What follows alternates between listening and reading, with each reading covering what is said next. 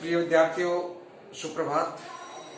आज हम कक्षा 11 हिंदी साहित्य में संकलित पाठ खाना बदोश, जिसके लेखक ओम प्रकाश वाल्मीकि जी हैं, इसका अध्ययन करने जा रहे हैं। ओम प्रकाश वाल्मीकि जी का जन्म सन 1950 ईस्वी में हुआ और इनकी प्रमुख रचनाओं में हम देखें तो सदियों का संताप और बस बहुत हो चुका इनके काव्य संग्रह हैं, और सलाम इनका कहानी संग्रह है, झूठन इनकी आत्मकथा है। इनकी द्वारा पाठ्यक्रम में संकलित खाना बदोश कहानी जिसे आप पढ़ने जा रहे हैं, इसमें प्रमुख रूप से हम देखें तो मजदूरी करके किसी तरह से भी अपना गुजर बसर कर रहे जो मजदूर वर्ग है उसका शोषण और यातना, इन दोनों को चित्रित करने का प्रयास किया है।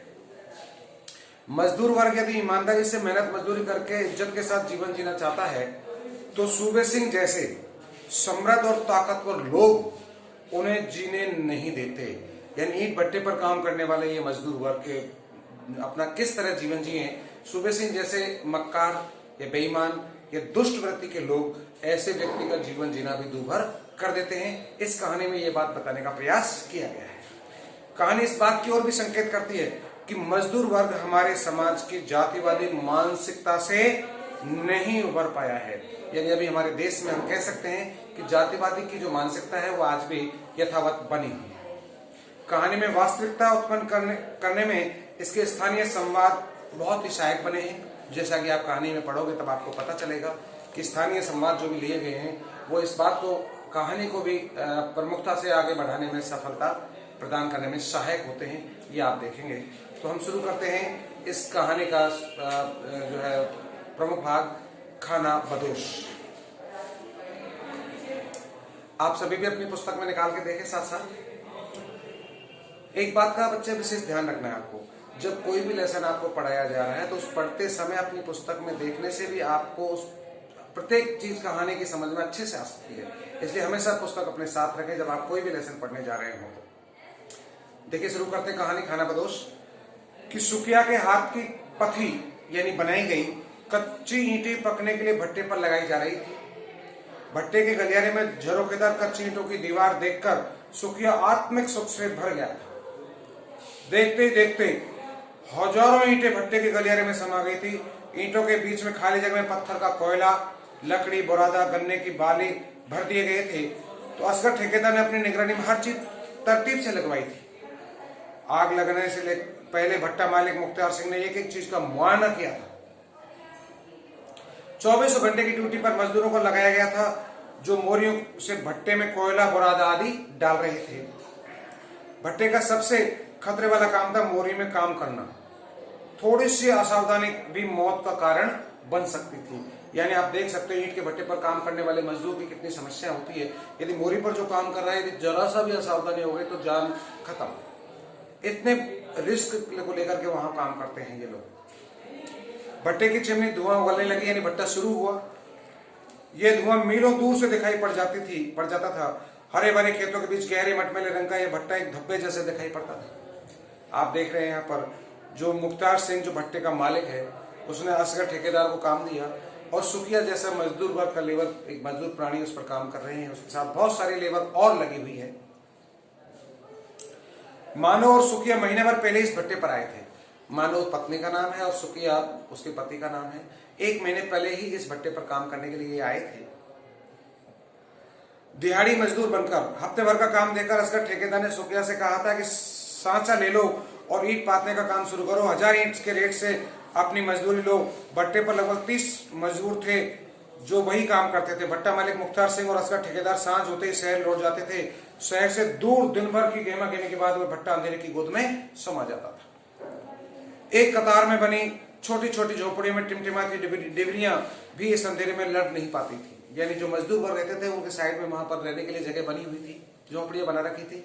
उनमें मिट्टी के दीपक की या वैसे भी वहां पर चिमनियां जलाई दी जाती। दबड़े नुमा झोपड़ियों में झुककर घुसना पड़ता था। यानी बिल्कुल सिर नीचा करके छोटी छोटी झोपड़ी के रूप में टीन से डाल करके उनको जगह बनाई गई थी मजदूर वर्ग को रुकने के लिए।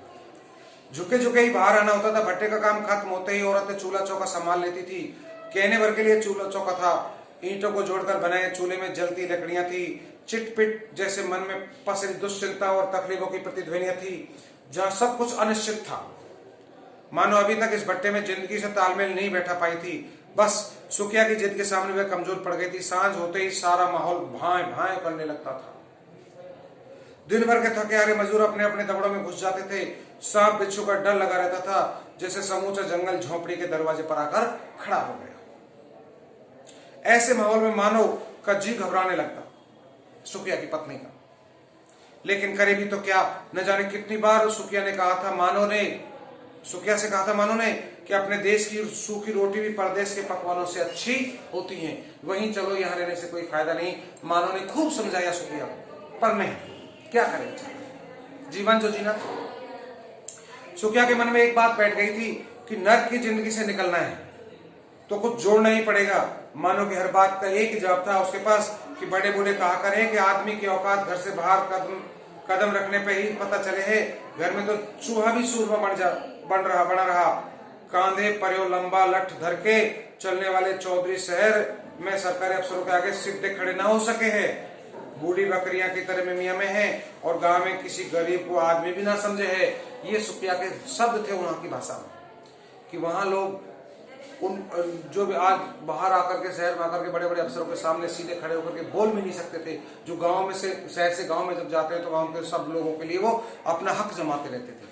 तो इस तरह से हमें भी शहर में आकर के हमें भी इन चिमनियों के सहारे से सही अपने दम पर अपने जीवन को सुधारना है। तो सुखिया की इन बातों से मानो कमजोर पड़ जाती थी। इसलिए गांव देहात छोड़कर वे दोनों एक दिन असगर ठेकेदार के साथ इस भट्टे पर काम करने के लिए आ गए थे।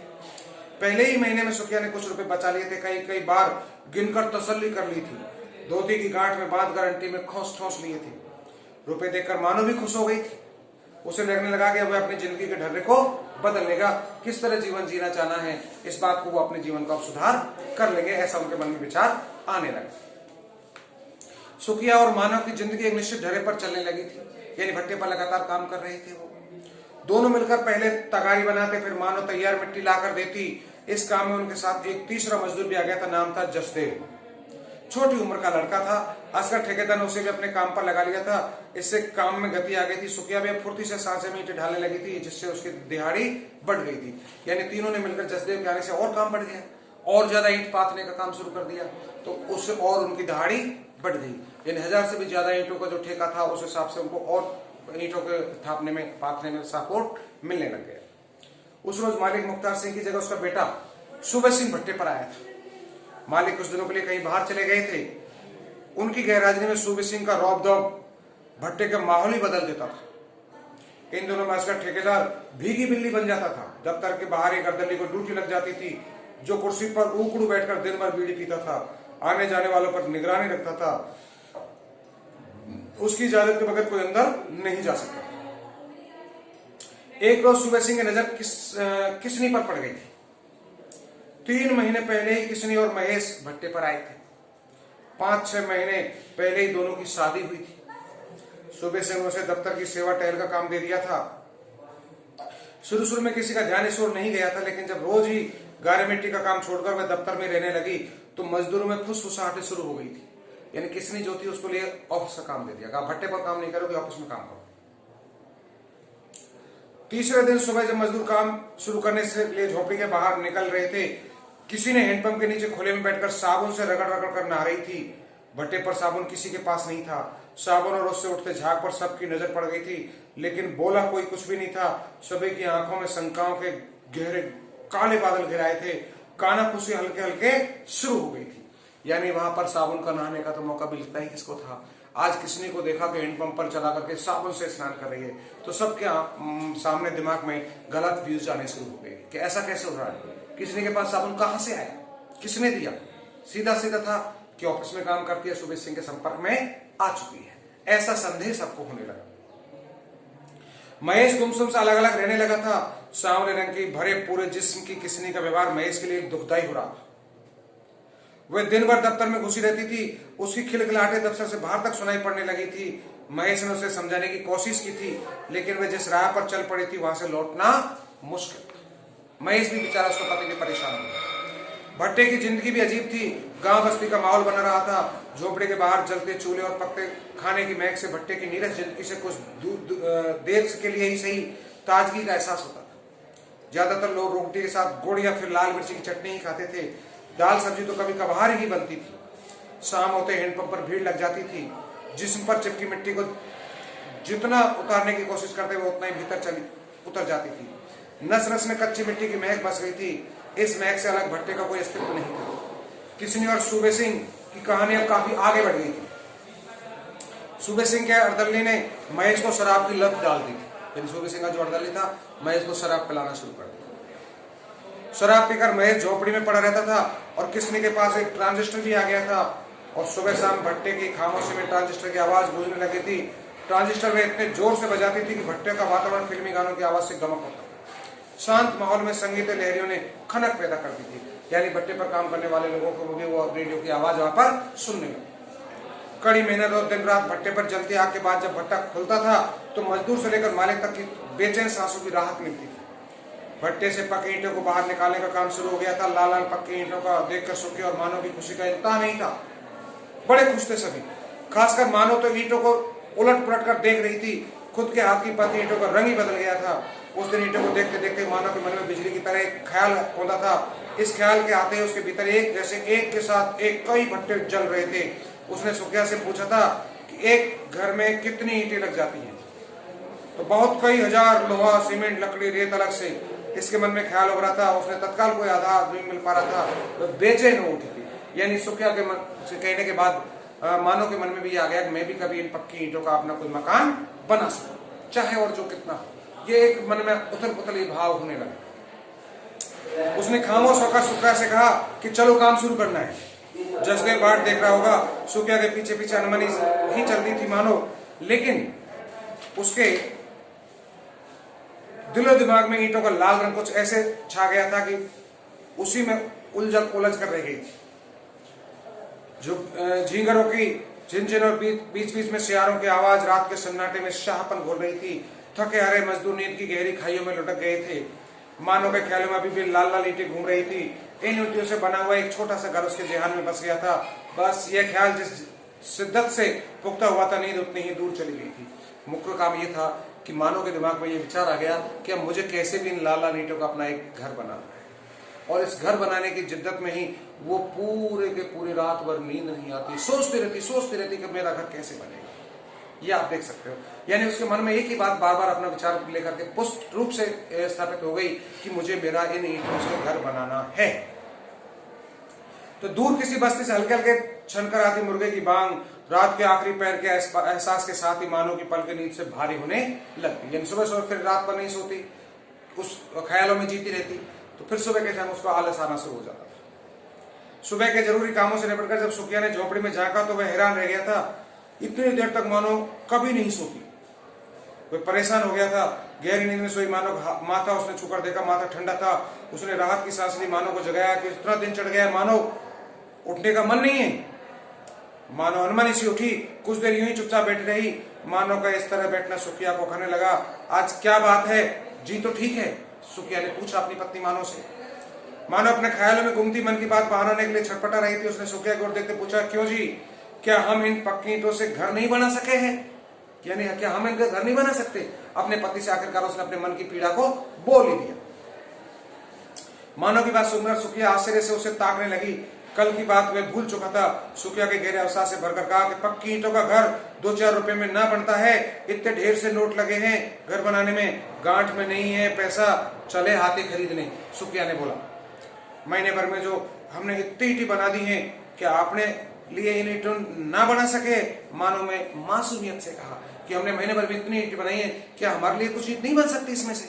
अर्थात बन सकती है वैसे तो, लेकिन बनाए कैसे? वहां तो मजदूरी पर काम करने के लिए आए तो उनके पास क्या साधन था? यह भट्टा मालिक का है, हमें ईंट इनके लिए बनाते हैं, हम तो मजदूर हैं, इन ईंटों में अपना कोई हक ना है। सुखिया ने अपने मन में उठते दबाव को महसूस किया। इन ईंटों पर हमारा कोई भी हक नहीं ना है। क्यों? मानो ने ताज्जुब भरी कड़वाहट से कहा। उसके अंदर बवंडर मचल रहा था। कुछ देर की खामोशी के बाद मानो बोली, हर महीने कुछ और बचत करें, ज्यादा ईंटें बनाएं, तब भी अपना घर नहीं बना सकते। अपने भीतर कुलबुलाते सवालों को बाहर लाना चाहती थी। मानो इतनी मजदूरी मिलती कहाँ है? पूरे महीने हार गोड़ ताड़ के भी तो कितने रुपए बेचे? कुल 80। एक साल में 1000 ईंटों के दाम अगर हमने बचा भी लिए तो घर बनाने लायक रुपए जोड़ते जोड़ते उम्र निकल जाएगी, फिर भी ये घर ना बन जाए पाएगा। सुखिया ने दुखी मन से मानो अपनी पत्नी से कहा कि पूरी जिंदगी भर कमाएंगे तो भी अपना घर नहीं बन सकता। एक महीने में मात्र कितने रुपए बचाए हमने? 80। अगर हम रात दिन काम करें तो भी नहीं, मानो ने उत्साह भरकर कहा। बावली हो गई है क्या? चल उठाए, काम में जाना, चल उठ, काम में जाना है, काम पे जाना है, टाइम ज्यादा हो रहा है, ठेकेदार आता ही होगा, आज परन की टांग काटनी है, लगार के लिए। सुखिया मानो के सवालों से घबरा गया था, उठकर बाहर जाने लगा कि मानो किस तरह के सवाल अजीब गरीब सवाल कर रही है, इन ईंटों का मकान हमारे घर कैसे बना सकते हैं हम? संभव ही नहीं है। इसलिए वो खड़ा होकर के बाहर चल दिया और मानो से कहा चलो जल्दी चलो, काम पर लेट हो गया आज हम। मानो भी कुछ भी करो, तुम चाहो तो मैं रात दिन काम करूंगी, मुझे एक पक्की ईंटों का घर चाहिए, अपने गांव में लाल सुर्ख ईंटों का घर। मानो के भीतर मन में हजार बसंत खिल उठे थे, यानी वो सोच रही थी अब तो मुझे एक पक्की ईंटों का घर अपने घर पर गांव में बनाना है। सुखिया और मानो का एक लक्ष्य मिल गया था, पक्की ईंटों का घर बनाना है। अपने हाथ की पक्की ईंटों से सुबह होते ही काम पर लग जाते और शाम को भी अंधेरे होने तक जुटे रहते। ठेकेदार अस्कर से लेकर मालिक तक उनके काम से खुश थे। सुबह सिंह किसी को शहर में भी ले जाकर जाने लगा था, किसनी के रंग ढंग में बदलाव आ गया था। दोनों तरफ से परिवर्तन होते वहां शुरू हो चुके थे। किसनी को बाजार ले जाना, फिर वहां से वापस लाना, तो सब कुछ परिवर्तन देखने को मिल रहा था। अब वे भट्टे पर भी गाड़ी मिट्टी से काम नहीं करती। महेश रोज रात में शराब पीकर मन की भड़ास निकालता था। दिन में अपनी झोपड़ी में पड़ा रहता था, इधर उधर बैठा रहता था। किसनी कई दिनों तक शहर में लौटती नहीं थी। उसकी हालात ये थी, जब लौटती थकी निढाल और मुरझाई हुई, कपड़े लत्तों की अब कमी नहीं थी, जो कि किसने के पास में सुबह सिंह के द्वारा बहुत सारे कपड़े भेज दिए जाते थे। तो इस तरह से इस पाठ को आज हम यही समाप्त करते हैं। इसका शेष भाग अगले वीडियो में बनाएंगे। तब तक के लिए धन्यवाद।